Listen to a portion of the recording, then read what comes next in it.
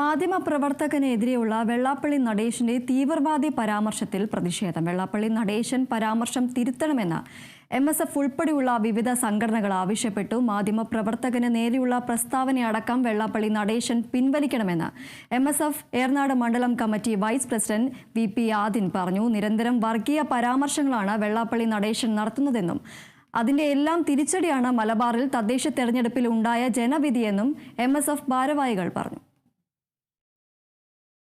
അതിന്റെ ഭാഗമായിട്ടാണ് വെള്ളാപ്പള്ളിയെ കൂട്ടുപിടിച്ചുകൊണ്ട് LDF ഇത്തവണ തദ്ദേശ തെരഞ്ഞെടുപ്പ് നേരിട്ടുകൊണ്ട് ദയനീയമായ പരാജയം നേരിടേണ്ടി വന്നത്.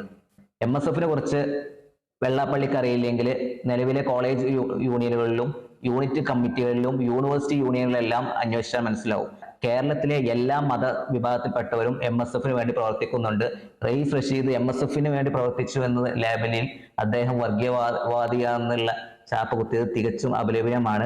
ആ പ്രസ്താവന വെള്ളാപ്പള്ളി നടേശൻ പിൻവലിച്ചില്ലെങ്കിൽ അദ്ദേഹത്തെ ചവറ്റുകൊട്ടയിൽ എറിയാൻ കേരള സംസ്ഥാനത്തെ മാധ്യമ പ്രവർത്തകരും അതോടൊപ്പം തന്നെ കേരളത്തിലെ നല്ല ജനാധിപത്യ മൂല്യത്തിൽ വിശ്വസിക്കുന്ന നല്ലവരായ ജനങ്ങളും കൂടെ നിൽക്കുമെന്നുള്ള കാര്യത്തിൽ യാതൊരു സംശയവുമില്ല.